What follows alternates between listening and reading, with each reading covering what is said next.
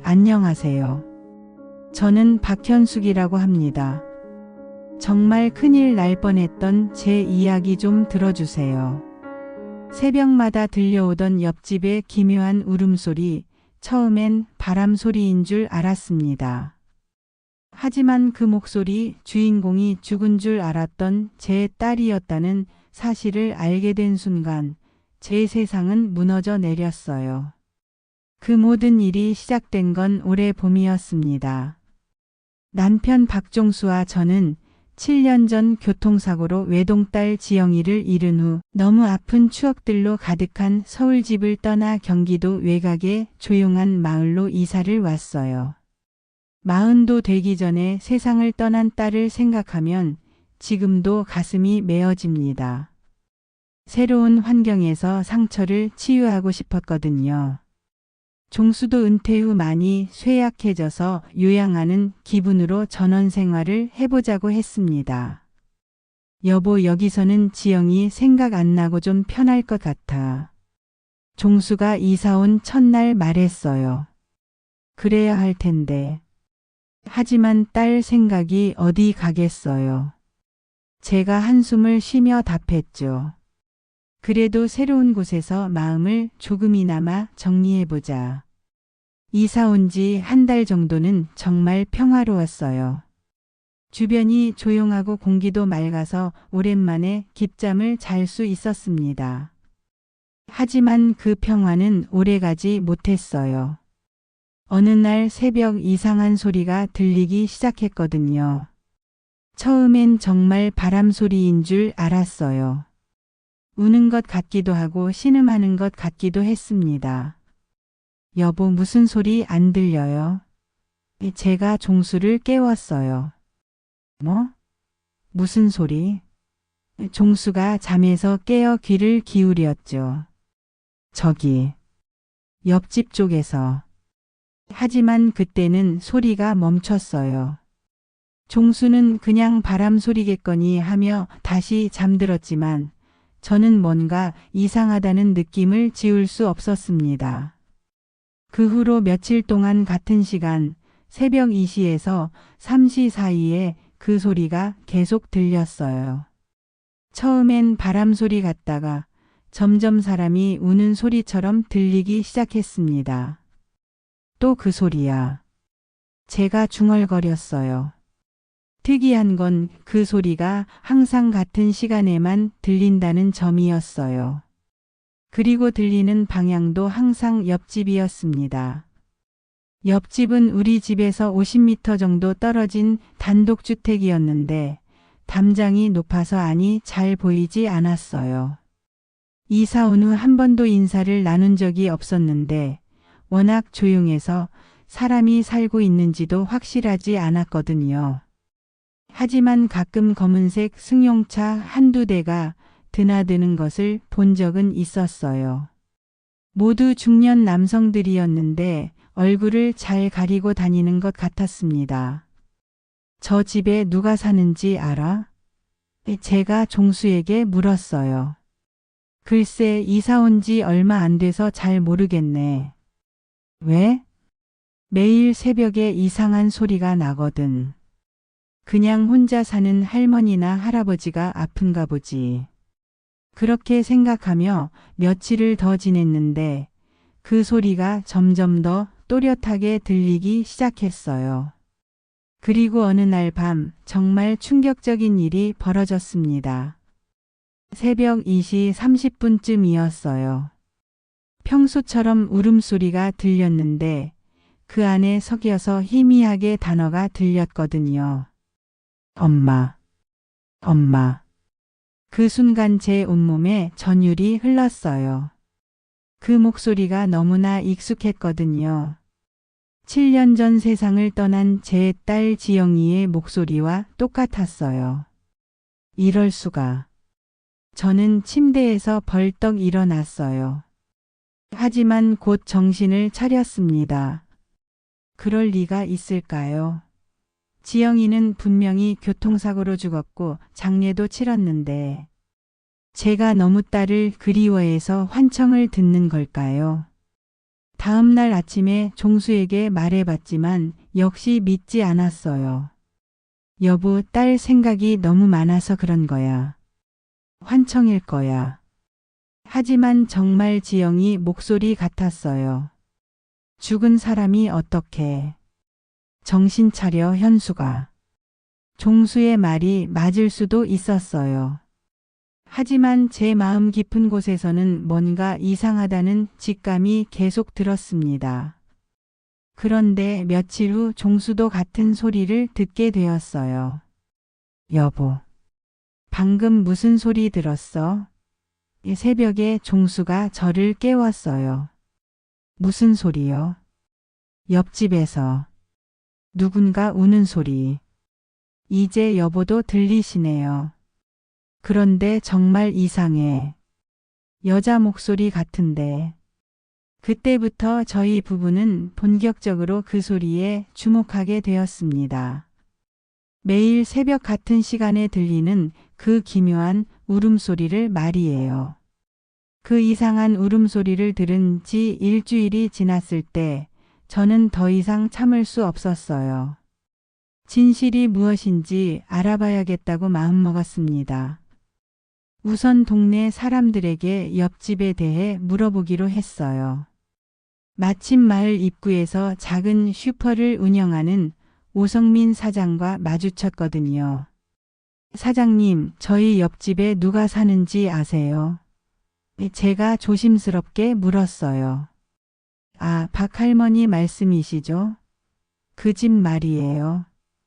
오 사장이 고개를 끄덕였어요. 네, 맞아요. 글쎄요. 정확히는 모르겠는데 뭔가 요양원 비슷한 걸 하시는 것 같아요. 요양원이요? 네, 아픈 사람들이나 거동이 불편한 분들을 돌봐주는 그런 곳 같더라고요. 오 사장의 말을 들으니 조금 이해가 되는 것 같았어요. 그렇다면 새벽에 들리는 울음소리도 환자분이 아파서 내는 소리일 수 있겠다는 생각이 들었거든요. 그런데 좀 이상한 게 오 사장이 말을 이었어요. 뭐가 이상한가요? 남자들만 드나들어요. 여자는 한 번도 못 봤는데 환자들은 다 여자인 것 같거든요. 어떻게 아세요? 가끔 빨래가 널려 있는데 다 여자 옷이에요. 그런데 돌보는 사람들은 남자들만. 오 사장의 말을 들으니 더욱 의심스러워졌어요. 요양원이라면 간병인이나 간호사 같은 여성 직원들도 있어야 할 텐데 왜 남자들만 드나드는 걸까요? 집으로 돌아와서 종수에게 들은 이야기를 전해줬어요. 요양원이라면 그럴 수도 있겠네. 종수가 말했어요. 하지만 뭔가 이상하지 않아요. 남자들만 드나들고. 글쎄, 요즘은 남자 간병인들도 많다던데. 그래도 그날 밤에도 어김없이 울음소리가 들렸어요. 하지만 이번엔 더 주의 깊게 들어봤습니다. 확실히 여자 목소리였고 나이도 젊은 편 같았어요. 엄마, 살려줘. 그 순간 또다시 전율이 흘렀어요. 분명히 딸의 목소리였습니다. 하지만 그럴 리 없잖아요. 지영이는 7년 전에 이미. 다음 날 저는 용기를 내어 옆집 쪽으로 산책을 나갔어요. 담장 너머로 집 안을 살짝 엿볼 수 있을까 해서요. 담장이 높긴 했지만 조금 높은 곳에서 보면 마당 일부가 보였어요. 그런데 정말 이상한 광경을 목격했습니다. 마당 한쪽에 빨래가 널려 있었는데 정말로 여자 옷들 뿐이었어요. 그런데 그 옷들이 모두 상당히 더러워 보였고 일부는 찢어져 있는 것 같았습니다. 더 놀라운 건 쓰레기 봉투였어요. 대문 앞에 놓여진 검은 봉투에서 뭔가 붉은 천 조각이 삐져나와 있었거든요. 마치 피가 묻은 것 같은. 뭐 하세요? 갑자기 뒤에서 남자 목소리가 들렸어요. 깜짝 놀라서 돌아보니 40대 정도 되어 보이는 남자가 서 있었어요. 얼굴이 험상궂고 눈빛이 차가웠습니다. 그냥 산책하다가. 제가 당황하며 말했어요. 여기서 뭘 보고 계신 거죠? 별거 아니에요. 그냥.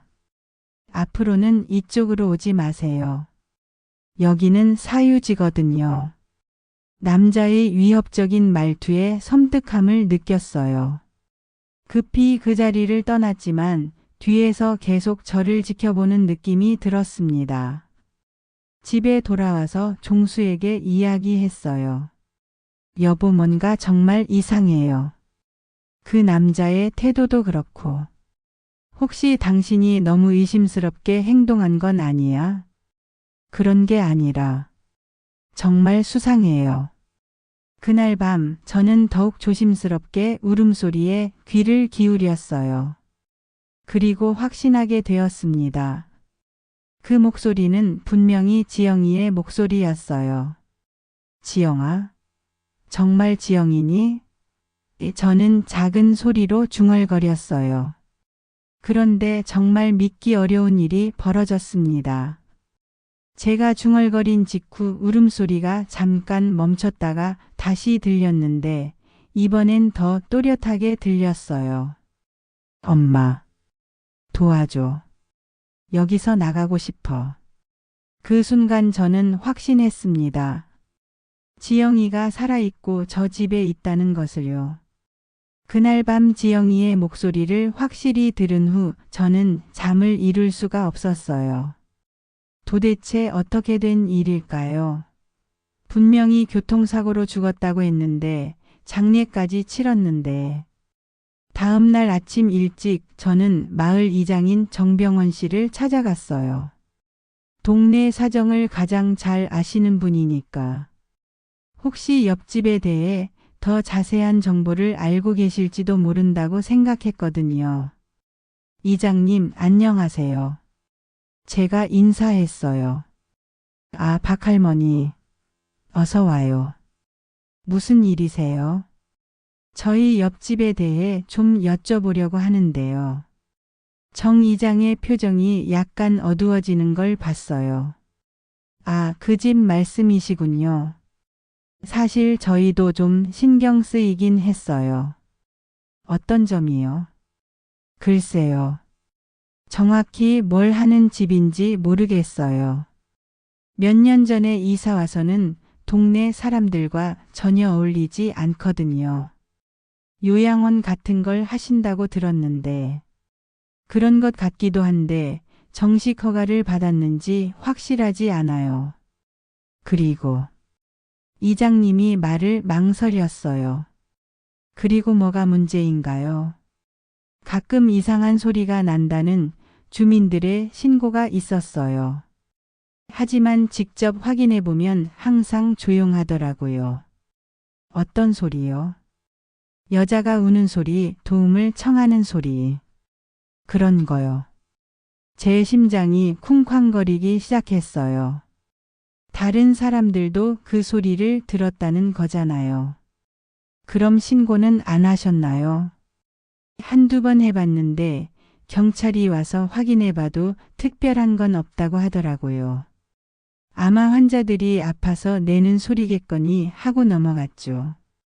이장님과의 대화를 마치고 집으로 돌아오는 길에 아파트 관리소장 한기수 씨를 만났어요. 안녕하세요, 박할머니. 한 관리소장이 인사했어요. 안녕하세요. 혹시 저희 옆집에 대해 아시는 게 있나요? 그 집요? 사실 좀 이상하긴 해요. 어떤 점이요? 밤늦게 차들이 드나들고 큰 짐들을 옮기는 것도 봤어요. 마치 뭔가를 숨기려는 것 같더라고요. 큰 짐이요? 네, 사람 크기만 한 포대자루 같은 것들. 그런데 움직이는 것 같기도 하고. 한 관리소장의 말을 들으니 등골이 오싹해졌어요. 집에 돌아와서 종수에게 모든 걸 이야기했어요. 여보, 이제 확신이 서요. 지영이가 살아있어요. 현수가 정신 차려. 그럴 리 없잖아. 하지만 다른 사람들도 이상한 소리를 들었다고 해요. 그건 그렇다고 해도 지영이가 살아있다는 건 종수도 점점 동요하는 것 같았어요. 그날 저녁 저는 옆집을 더 자세히 관찰하기로 했어요. 쌍안경을 준비하고 창문 쪽에서 지켜봤습니다. 8시쯤 되자 검은 승용차 한 대가 들어왔어요. 중년 남자 2명이 내렸는데 뭔가 무거운 상자를 집 안으로 옮겼습니다. 10시쯤엔 다른 차가 와서 남자 1명이 더 들어갔어요. 그 남자는 의사 가방 같은 걸 들고 있었습니다. 뭔가 수상해. 저는 중얼거렸어요. 그리고 새벽 2시 어김없이 울음소리가 시작되었어요. 이번엔 더 절실하게 들렸습니다.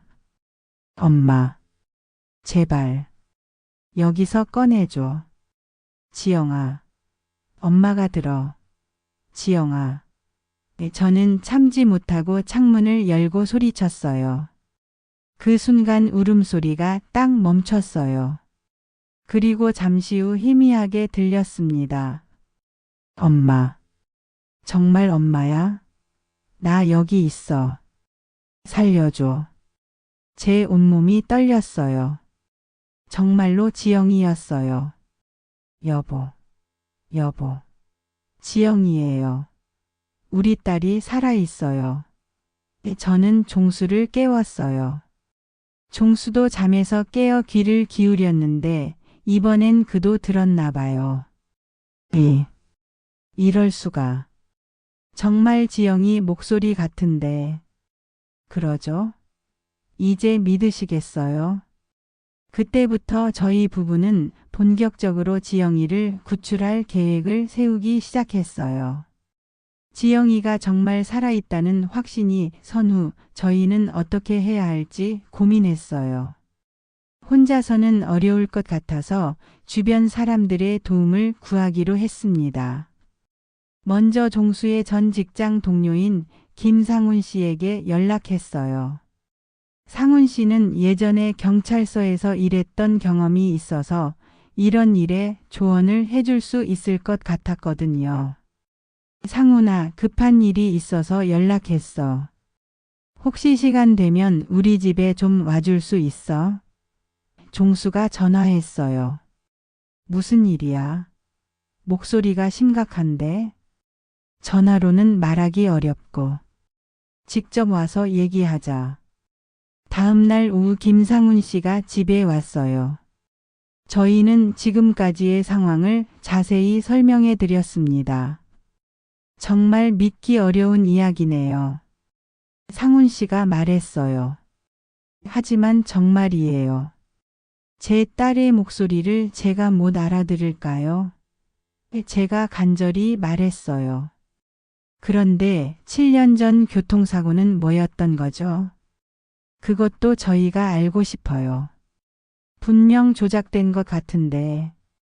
상훈 씨는 잠시 생각하더니 말했어요. 일단 경찰에 신고하는 게 맞을 것 같은데요.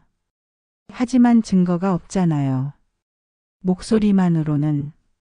그래도 신고는 해야죠. 그리고 좀 더 확실한 증거를 모아봅시다. 상훈 씨의 조언에 따라 저희는 증거 수집에 나섰어요. 그날 저녁 제 친구 최은정 씨가 집에 놀러 왔어요. 은정 씨는 동네에서 소문이 빠르기로 유명한 분이었는데 혹시 옆집에 대한 정보를 더 알고 계실까 해서 조심스럽게 물어봤습니다. 은정 언니, 저희 옆집에 대해서 혹시 들으신 얘기 있어요? 아, 그 집? 사실 동네에서 좀 수상하다는 얘기가 많아. 어떤 얘기요? 여자들 비명소리가 들린다는 사람도 있고 밤에 이상한 남자들이 드나든다는 사람도 있고. 그럼 다들 알고 있는 거네요. 알긴 아는데 뭘 하는 집인지는 모르겠어. 그런데 현숙 언니는 왜 그 집에 관심이 있어? 저는 은정 씨에게도 지영이 이야기를 해야 할지 망설였어요. 하지만 도움이 필요했으니까 조심스럽게 말해봤습니다. 사실은 제 딸이 거기 있을지도 모르겠어요. 딸? 지영이? 그런데 지영이는 죽은 게 아닐 수도 있어요. 은정 씨의 눈이 커졌어요. 정말요? 어떻게 알았어요? 제가 지금까지의 일들을 설명해 드리자 은정 씨도 심각한 표정을 지었어요. 그럼 내가 동네 사람들한테 더 자세히 물어볼게. 혹시 더 아는 게 있을지도 모르니까. 은정 씨의 도움으로 며칠 후 더 많은 정보가 들어왔어요. 장미자 아주머니는 옆집에서 일하는 남자들을 자세히 관찰해 봤다고 했어요.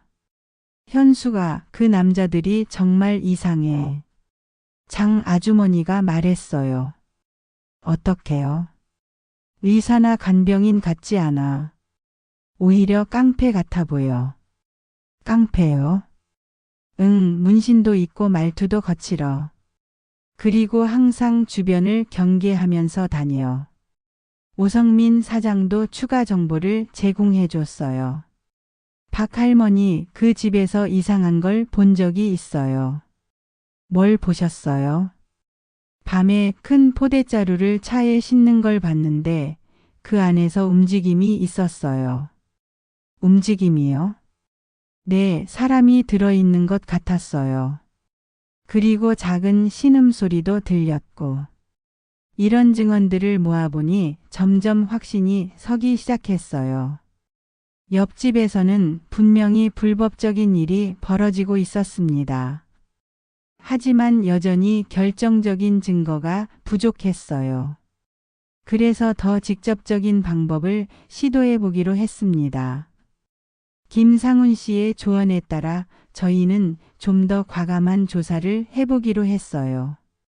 하지만 혼자서는 위험할 것 같아서 도움을 요청했습니다. 상훈 씨가 경찰서에 근무하는 후배인 김태현 형사를 소개해 줬어요. 형사님, 저희 상황을 좀 들어보시고 조언해 주실 수 있을까요? 제가 부탁했어요. 네, 말씀해 보세요. 김태현 형사는 저희 이야기를 끝까지 들어주었어요. 그리고 심각한 표정을 지었습니다. 만약 정말이라면 이건 큰 사건이에요. 하지만 증거가 부족해서 당장 수사를 시작하기는 어려울 것 같습니다. 그럼 어떻게 해야 하나요?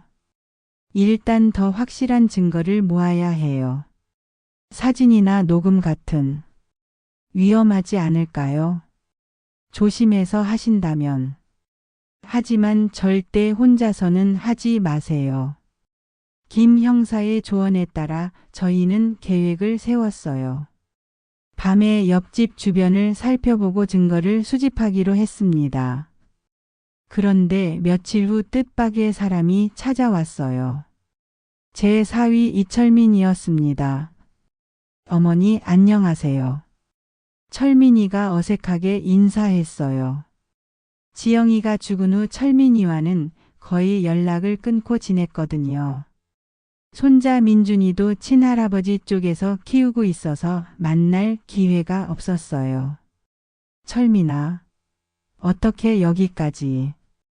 어머니가 이사 오셨다고 해서 인사드리려고 왔어요. 뭔가 이상했어요. 그동안 연락도 없던 철민이가 갑자기 왜 찾아온 걸까요? 민준이는 어떻게 지내니? 잘 지내요. 할아버지 댁에서. 철민이는 계속 어색해했어요. 그리고 자꾸 옆집 쪽을 힐끗힐끗 보는 것 같았습니다. 혹시 이 동네에 대해 아는 게 있니? 아니요, 별로. 그냥 어머니 안부 궁금해서 왔어요. 하지만 철민이의 태도가 수상했어요. 뭔가 숨기는 것 같았습니다. 철민이가 간 후 저는 종수에게 말했어요. 여보, 철민이가 뭔가 이상하지 않았어요? 그런 것 같긴 한데 왜 갑자기 찾아왔을까? 그리고 자꾸 옆집을 보더라고요. 설마 철민이가 그 일과 관련이 있는 건 아니겠지? 끔찍한 생각이 머릿속을 스쳤어요. 혹시 철민이가 지영이의 죽음에 관련되어 있는 건 아닐까요? 그날 밤 저는 더욱 조심스럽게 옆집을 관찰했어요. 새벽 2시가 되자 예상대로 울음소리가 들렸습니다. 지영아, 엄마야, 들리니? 저는 작은 소리로 불러봤어요. 엄마, 엄마 맞죠? 제발 여기서 꺼내줘요.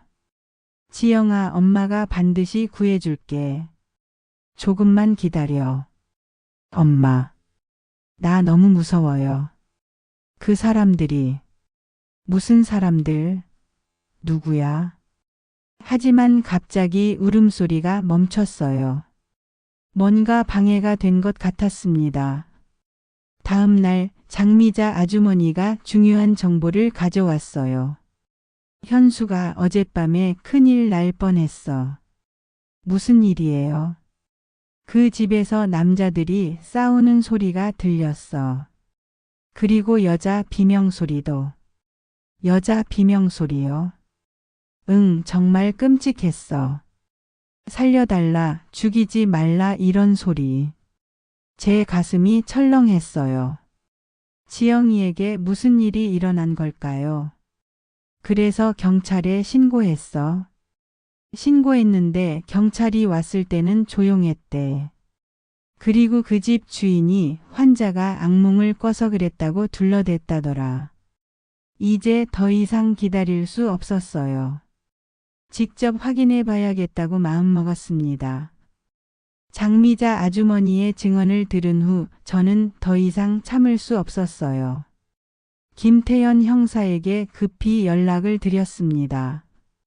형사님, 상황이 급해졌어요. 제 딸이 위험할 것 같아요. 무슨 일이 있었나요? 제가 어젯밤 일을 설명해 드리자 김 형사도 심각하게 받아들였어요. 이제는 정말 조치를 취해야 할 것 같습니다. 오늘 밤에 한번 직접 확인해 보죠. 정말요? 고맙습니다. 하지만 혹시 모르니까 다른 도움도 받아 놓으세요. 그래서 저는 박민호 변호사에게도 연락했어요. 민호 변호사는 지영이가 살아있을 때 알고 지내던 분이었거든요. 박할머니 정말 놀라운 이야기네요. 민호 변호사가 말했어요. 변호사님, 만약 정말이라면 어떻게 해야 하나요? 우선 구조가 최우선이고 그 다음에 법적 조치를 취해야겠죠.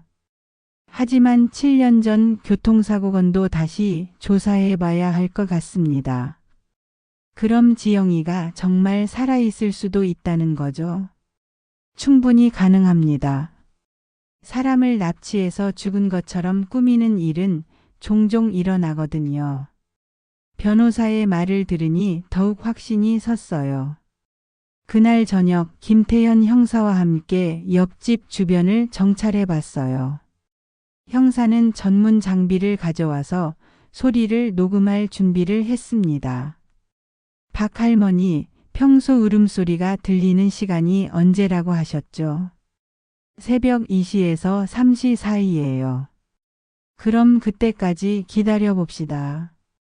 자정이 넘어가자 옆집에서 움직임이 있었어요. 검은 차 한 대가 들어왔고 남자 2명이 내렸습니다. 형사님, 저 사람들이에요. 김 형사는 조용히 사진을 찍었어요.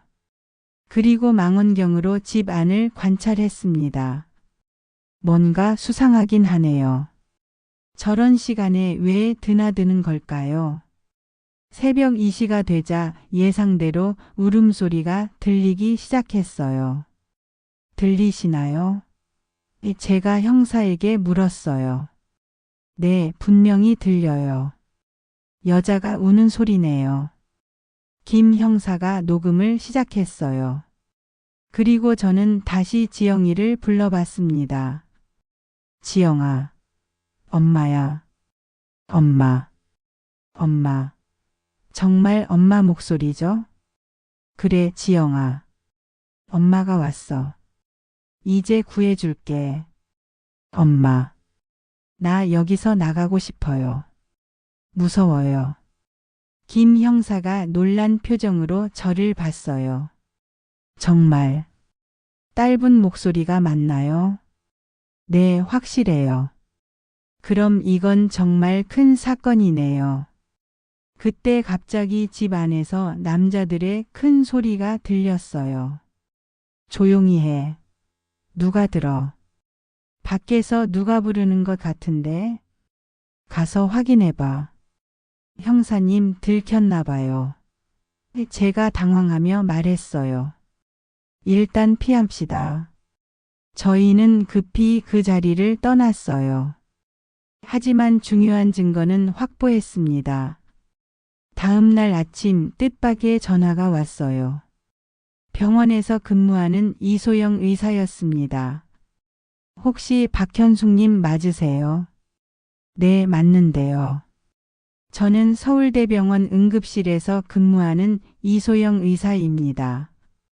7년 전 교통사고 관련해서 말씀드릴 게 있어서 연락드렸어요. 7년 전 교통사고요? 네, 박지영 씨 사건 말입니다. 제 심장이 빠르게 뛰기 시작했어요. 그때 무슨 일이 있었나요? 전화로는 말씀드리기 어렵고 직접 만나서 얘기할 수 있을까요? 당장 갈게요. 저는 급히 서울로 향했어요. 이소영 의사가 무슨 말을 하려는지 너무 궁금했거든요. 서울대병원에서 만난 이소영 의사는 심각한 표정으로 말을 시작했어요. 사실 7년 전부터 계속 양심의 가책을 받아왔어요. 이 의사가 말했어요. 무슨 말씀이세요? 박지영 씨의 교통사고. 그건 조작된 거였어요. 제 머릿속이 하얘졌어요. 조작이라니. 무슨 뜻이에요?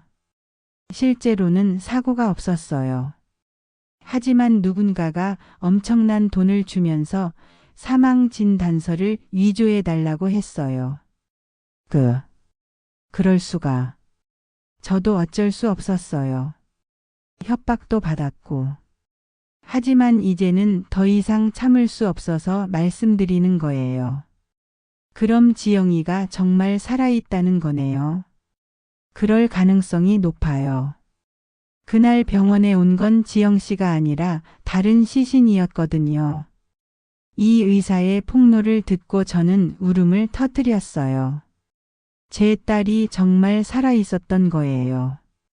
그럼 누가 그런 짓을 시킨 거죠? 정확히는 모르겠어요. 하지만 지영 씨의 남편과 관련이 있을 것 같아요. 이철민이요? 네, 그분이 중간에서 연락을 주고받았어요. 제 온몸이 떨렸어요. 철민이가 정말로 관련되어 있었던 거예요. 의사님, 이 사실을 경찰에 신고하실 거죠? 네, 이미 신고 준비를 하고 있어요. 그리고 제가 가지고 있는 모든 자료를 제공하겠어요. 집으로 돌아와서 종수와 김태현 형사에게 이 충격적인 사실을 알려줬어요. 정말 믿을 수 없는 일이네요. 김 형사가 말했어요. 그럼 이제 수사를 본격적으로 시작할 수 있는 거죠? 네, 충분한 증거가 모였어요. 오늘 밤에 일제 단속을 실시하겠습니다. 그런데 그날 오후 철민이가 다시 나타났어요. 어머니 혹시 이상한 얘기 들으신 것 없으세요? 철민이의 목소리가 떨리고 있었어요. 무슨 얘기? 그냥 동네에서 이상한 소문이 돈다고 해서. 철민아, 너 혹시 뭔가 숨기는 게 있니? 철민이의 얼굴이 새하얗게 변했어요. 아니요. 별거 아니에요. 지영이 일과 관련된 거야. 그 순간 철민이가 무너져 내렸어요. 어머니, 죄송해요. 정말 죄송해요. 무슨 일이야? 말해봐. 지영이를 제가. 철민이가 울면서 고백하기 시작했어요. 사실은 지영이가 제 비리를 알아냈어요. 그래서 어쩔 수 없이 뭘 한 거야? 죽이려고 했는데 죽이지는 못하겠고. 그래서 죽은 척 꾸미고 어딘가에 숨겨놓았어요. 제 다리에서 힘이 빠졌어요. 어디에 숨겨놓았어? 처음에는 다른 곳이었는데 최근에 옆집으로 옮겼어요. 옆집에? 네. 그런데 지영이가 계속 도망치려고 해서 그 사람들이 더 강하게. 철민이의 고백을 듣고 저는 분노가 치밀었어요. 너 이런 짓을 하고도 사람이야. 어머니, 정말 죄송해요. 하지만 이제 와서 어쩔 수 없어요. 그때 김태현 형사가 들어왔어요. 박 할머니 준비됐습니다. 지금 출동. 이분이 누구세요? 제 사위예요. 그런데 이 사람이 모든 일의 배후였어요.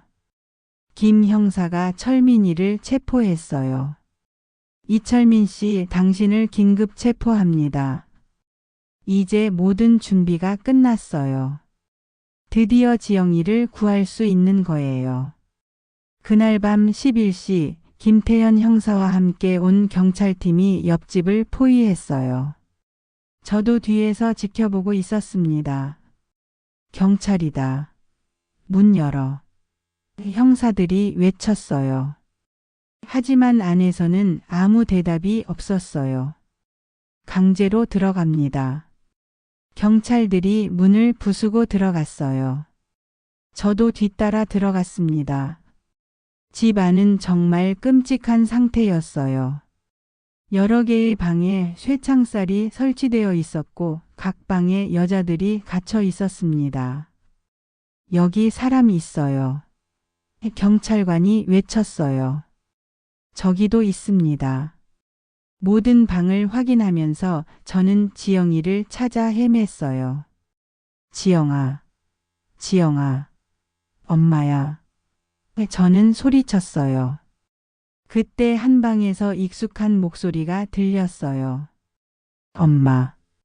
엄마. 저는 그 방으로 달려갔어요. 문은 잠겨 있었지만 경찰이 부수고 들어갔습니다. 그 안에 쇠사슬에 묶인 채 누워있는 지영이가 있었어요. 지영아. 저는 딸을 끌어안았어요. 엄마. 정말 엄마죠? 꿈이 아니죠? 그래, 엄마야. 이제 괜찮아. 지영이는 많이 야위어 있었고 상처투성이었어요. 7년 동안 얼마나 고생했을까 생각하니 가슴이 찢어질 것 같았습니다. 지영아, 이제 집으로 가자. 엄마. 나 너무 무서웠어요. 매일 밤 엄마를 불렀는데 엄마가 들었어. 그래서 찾아온 거야. 지영이를 구조한 후 병원으로 급히 이송했어요. 이소영 의사가 직접 치료를 담당해 주었습니다. 다행히 생명에는 지장이 없어요. 이 의사가 말했어요. 하지만 정신적인 충격이 클 것 같아요. 장기간 치료가 필요할 것 같습니다.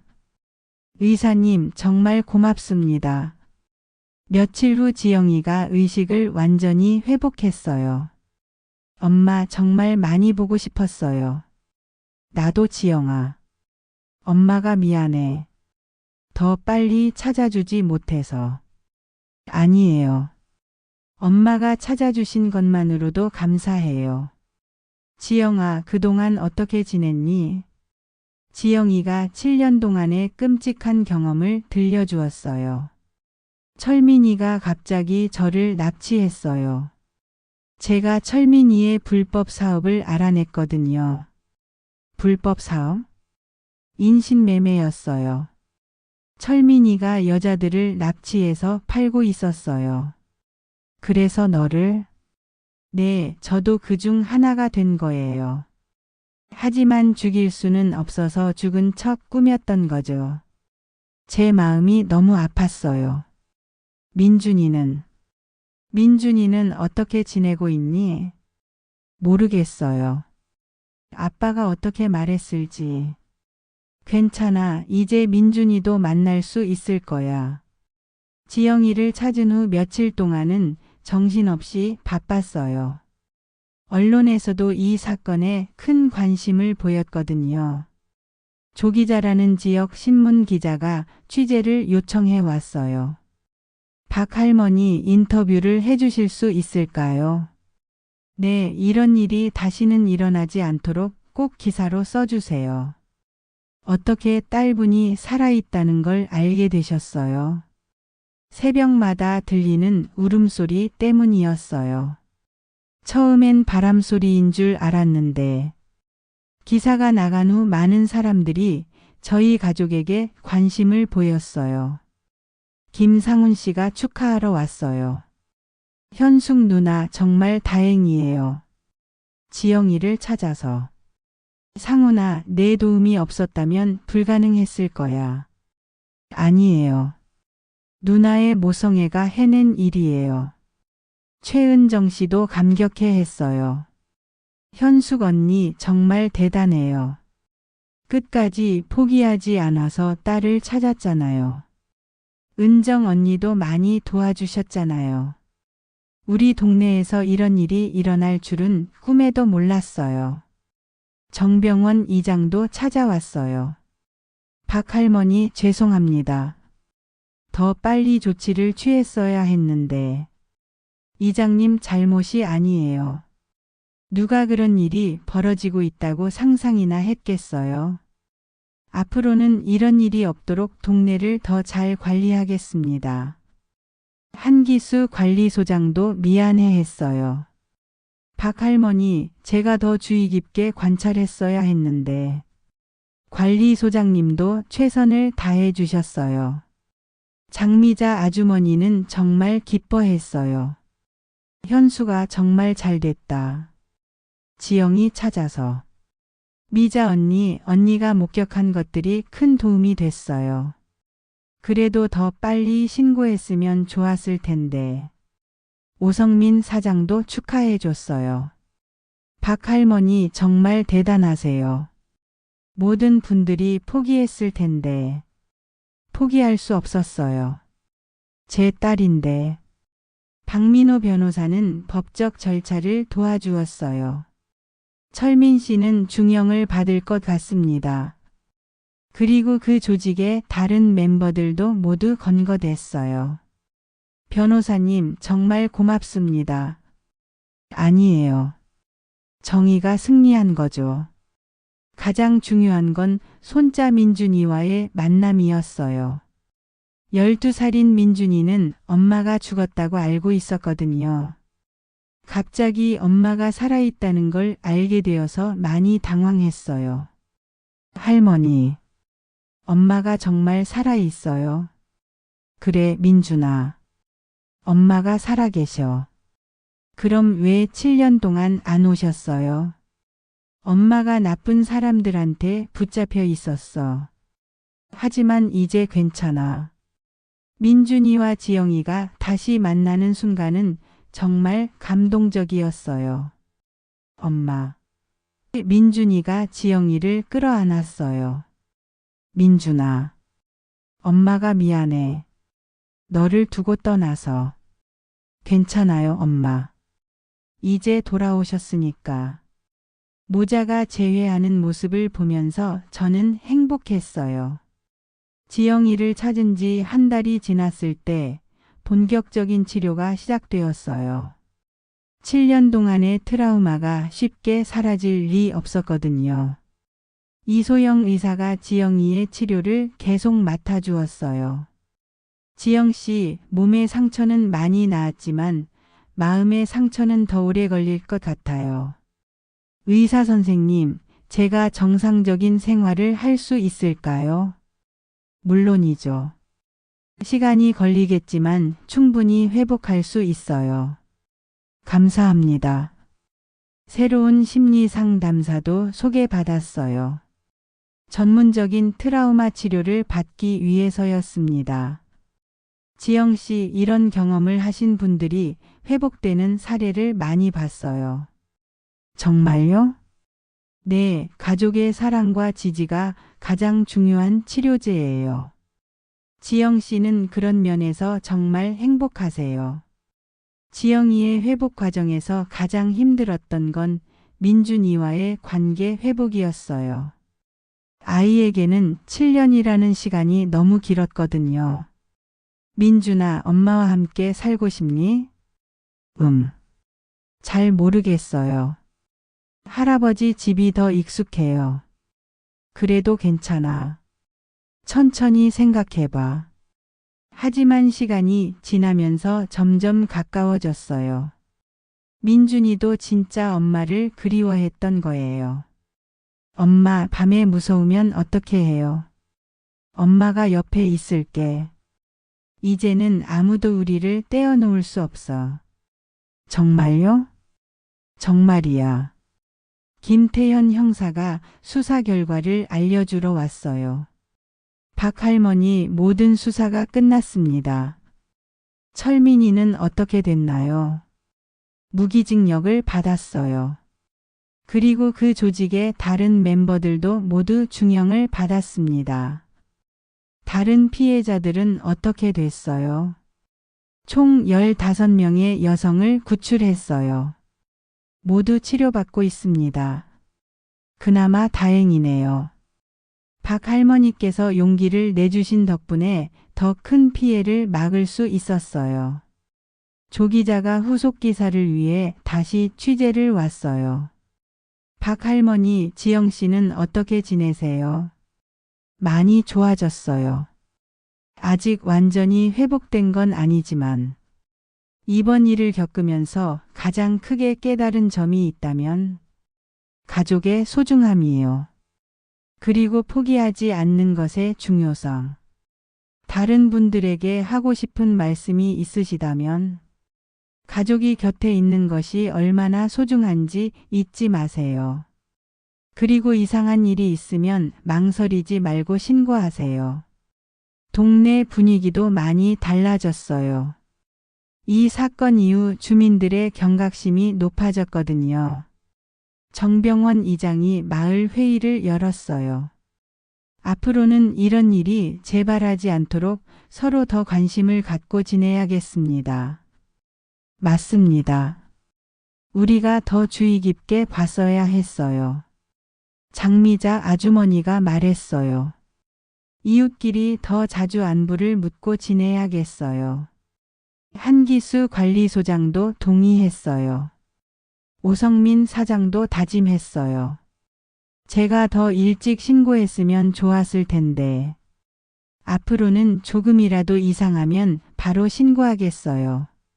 지영이를 찾은 지 3개월이 지나자 저희 가족의 일상도 점점 안정을 찾아가기 시작했어요. 지영이의 몸은 많이 회복되었지만 여전히 정신적인 치료가 필요했어요. 매주 2번씩 상담을 받고 있었습니다. 엄마, 어젯밤에 또 악몽을 꿨어요. 괜찮아, 지영아. 시간이 지나면 나아질 거야.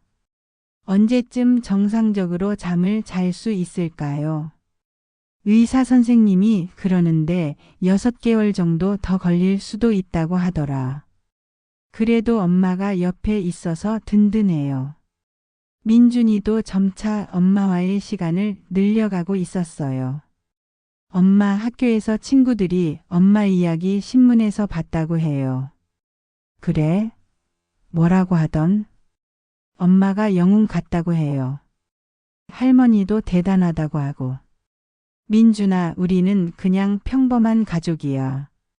서로 사랑하는 가족. 네, 알아요. 그래도 자랑스러워요. 김상훈 씨가 종종 안부를 묻기 위해 찾아왔어요. 종수야, 지영이는 어떻게 지내? 많이 좋아졌어. 하지만 아직은 시간이 더 필요해. 당연하지. 7년 동안 그런 고생을 했는데, 그래도 살아서 돌아온 게 어디야. 최은정 씨는 지영이를 위해 특별히 영양식을 해서 가져다 주곤 했어요. 지영아, 이거 몸에 좋은 거야. 많이 먹어. 고마워요, 은정 이모. 이모가 뭐 해줄 게 더 없을까? 이렇게 챙겨주시는 것만으로도 감사해요. 정병원 이장은 지영이를 위한 동네 차원의 지원을 제안했어요. 현숙 씨, 지영 씨를 위해 동네에서 모금을 좀 해볼까요?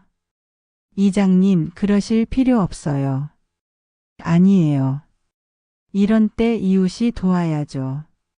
정말 고맙지만 저희가 감당할 수 있어요. 장미자 아주머니는 지영이와 민준이를 위해 옷을 사다 주기도 했어요.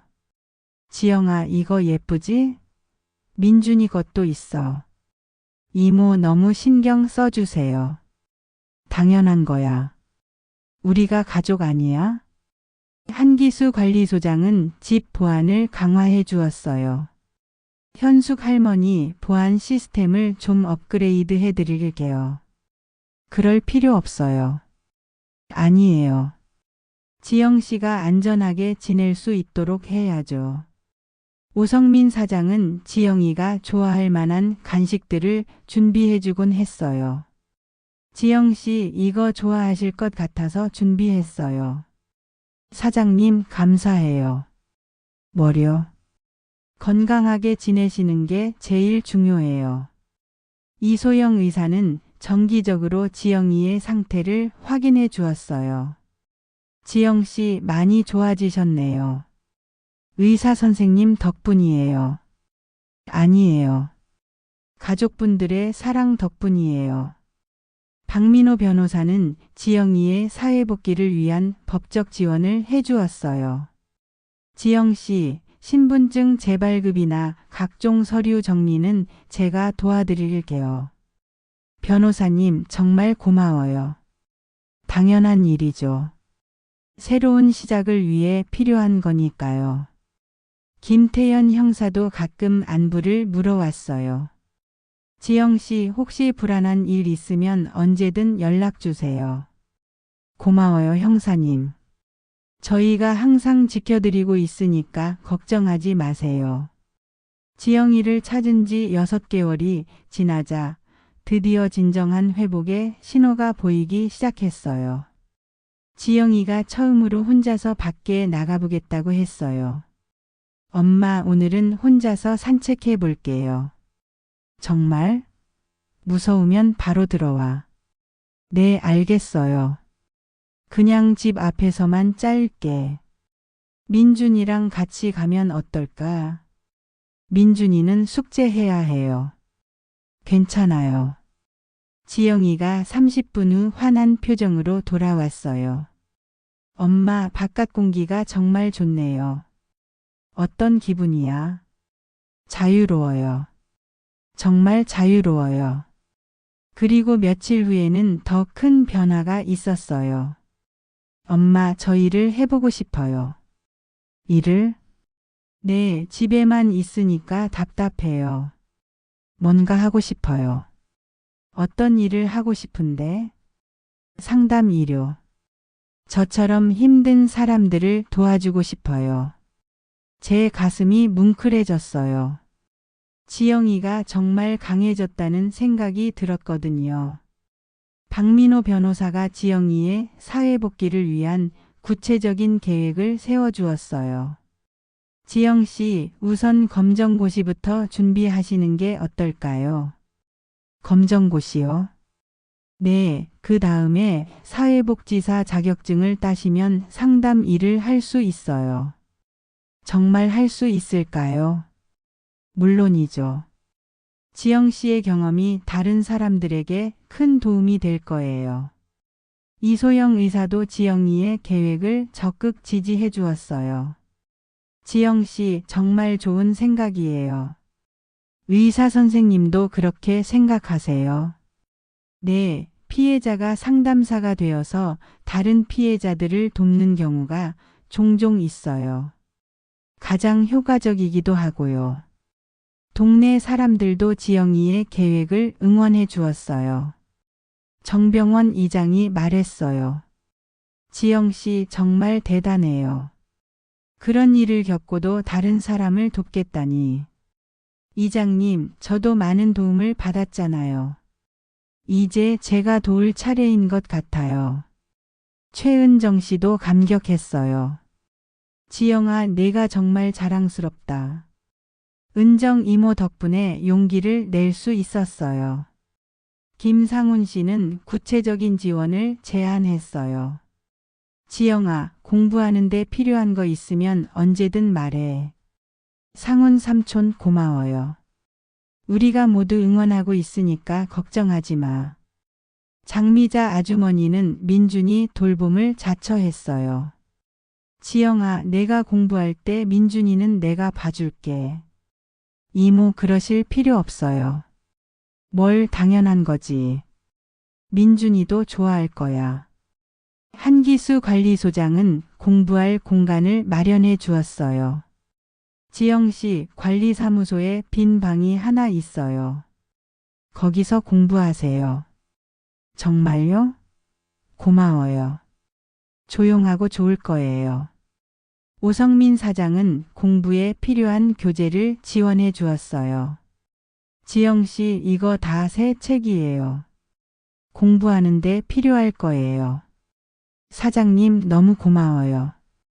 열심히 해서 꼭 합격하세요. 가장 기뻤던 건 민준이의 반응이었어요. 엄마, 정말 상담사가 될 거예요. 그럴 생각이야. 어떻게 생각하니? 너무 자랑스러워요. 엄마가 영웅 같아요. 민준아, 엄마는 그냥 엄마야. 하지만 좋은 일을 하는 엄마가 되고 싶어. 저도 엄마처럼 다른 사람을 도와주는 사람이 될래요. 지영이가 본격적으로 공부를 시작한 지 3개월쯤 되었을 때 동네에 또 다른 변화가 일어났어요. 저희 사건이 언론에 크게 보도된 후 비슷한 피해를 입은 가족들이 저희를 찾아오기 시작한 거예요. 박 할머니, 저희도 도움을 받을 수 있을까요? 물론이죠. 무슨 일이세요? 저희 딸도 3년 전에 실종되었는데 경찰에서는 가출이라고 하고. 이런 분들이 점점 늘어나면서 저희는 작은 모임을 만들게 되었어요. 정병원 이장이 적극적으로 도와주었어요. 현숙 씨, 마을회관을 모임 장소로 쓰세요. 고마워요, 이장님. 이런 일에는 지역사회가 나서야죠. 박민호 변호사도 재능 기부를 해주었어요. 무료 법률 상담을 해드리겠습니다. 변호사님, 정말 고마워요. 당연한 일이에요.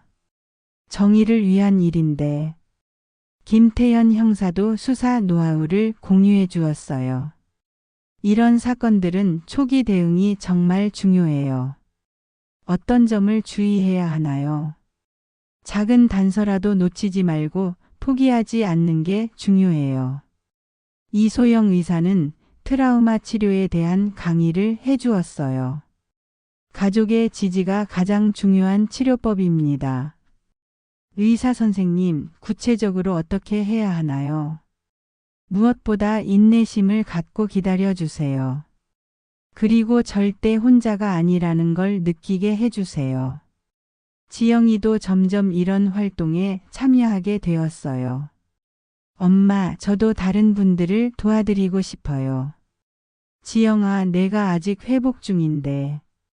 괜찮아요. 오히려 다른 분들을 도우면서 제가 더 힘이 나는 것 같아요. 그래? 그럼 천천히 해보자.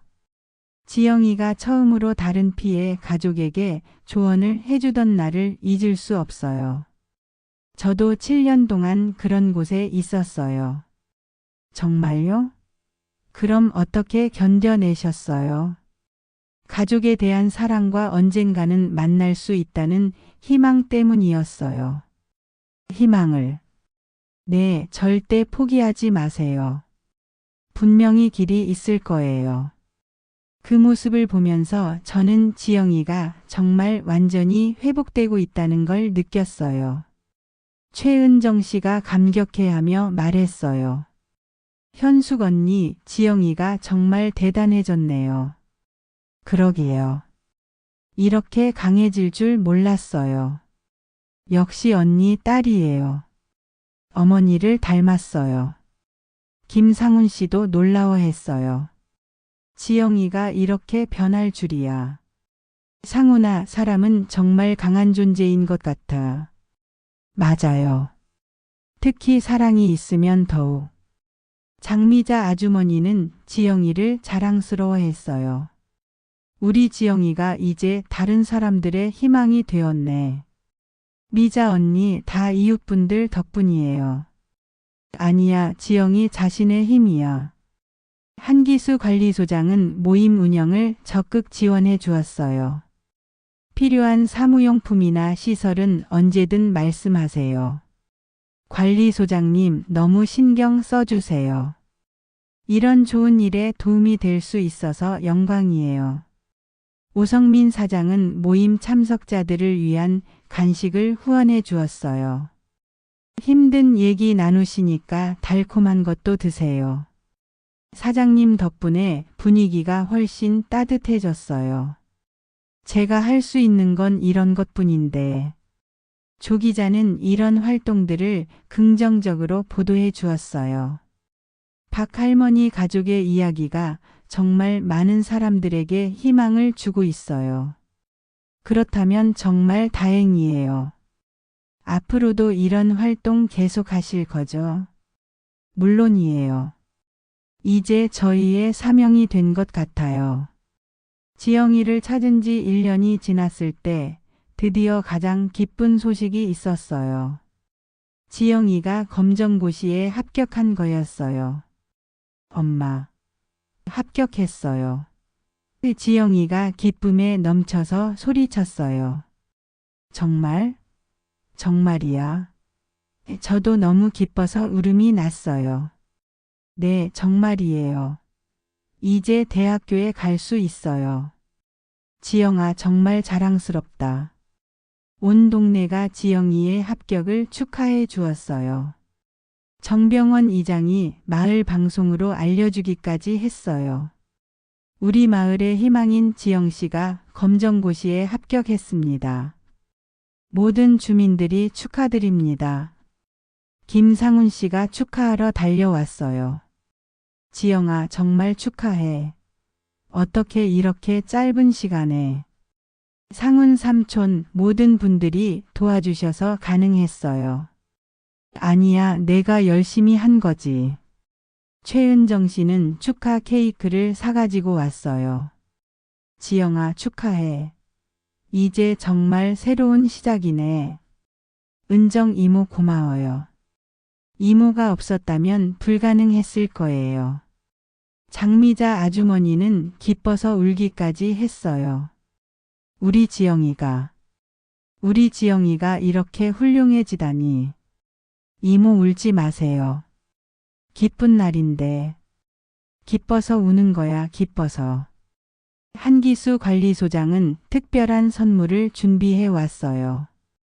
지영 씨, 대학교 입학금 조금이나마 보태세요. 관리소장님, 이런 걸 어떻게. 우리 모든 주민들이 모은 거예요.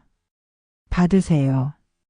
오성민 사장도 대학 생활에 필요한 용품들을 선물해 주었어요. 지영 씨, 대학 가면 필요할 거예요. 사장님, 정말 고마워요. 열심히 공부해서 좋은 상담사 되세요. 박민호 변호사는 대학 입학 절차를 도와주었어요. 지영 씨, 사회복지학과에 합격하시면 제가 장학금도 알아봐 드릴게요. 변호사님, 너무 신경 써주세요. 당연한 일이에요. 지영 씨 같은 분이 사회복지사가 되어야 해요. 이소영 의사는 가장 기뻐해 주었어요. 지영 씨 정말 자랑스러워요.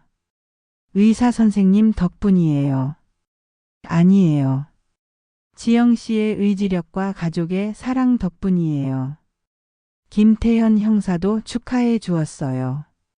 지영 씨, 앞으로 더 많은 사람들을 도와주세요. 네, 형사님. 꼭 그렇게 할게요. 저희도 항상 지원하겠습니다.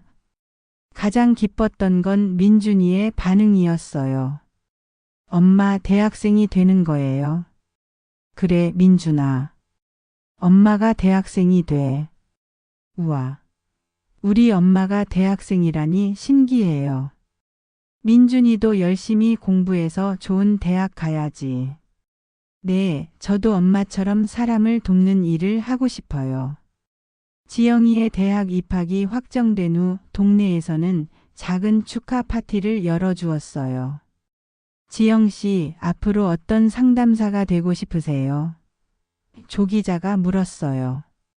저처럼 어려운 상황에 있는 사람들에게 희망을 주는 상담사가 되고 싶어요. 구체적인 계획이 있나요? 졸업 후에는 이런 사건을 전문으로 다루는 상담센터를 만들고 싶어요.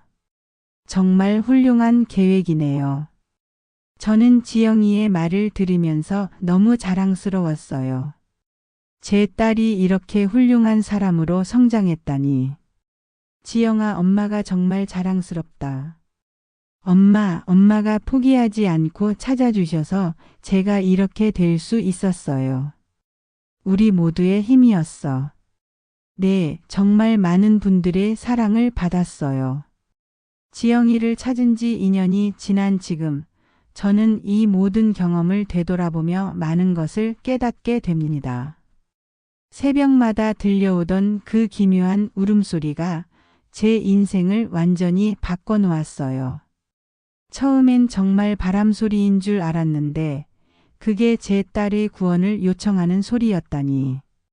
엄마.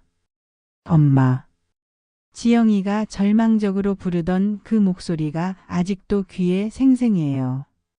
만약 제가 그 소리를 무시했다면 어떻게 되었을까요? 지영이는 지금도 그 끔찍한 곳에서 고통받고 있을지도 모르겠어요. 종수와 저는 이제 정말 평화로운 노년을 보내고 있어요. 여보, 지영이 찾은 게 꿈만 같아. 종수가 자주 말해요. 정말 그래요. 포기했으면 어쩔 뻔했어요. 당신이 끝까지 믿어줘서 가능한 일이었어. 혼자서는 불가능했을 거예요. 모든 분들이 도와주셔서. 지영이는 이제 대학교 2학년이 되었고 성적도 우수해요. 무엇보다 밝고 건강하게 지내고 있어서 정말 다행이에요. 엄마, 오늘 교수님이 제 과제를 칭찬해 주셨어요. 정말? 어떤 과제였는데? 트라우마 치료에 관한 사례 연구였어요. 제 경험을 바탕으로 썼거든요. 지영아, 내가 정말 자랑스럽다. 제 경험이 다른 사람들에게 도움이 될 수 있다니 기뻐요. 민준이도 건강하게 잘 자라고 있어요. 이제 중학교 2학년이 되었는데 성격도 밝고 공부도 열심히 해요. 할머니, 저도 커서 사람을 돕는 일을 하고 싶어요. 그래? 어떤 일을?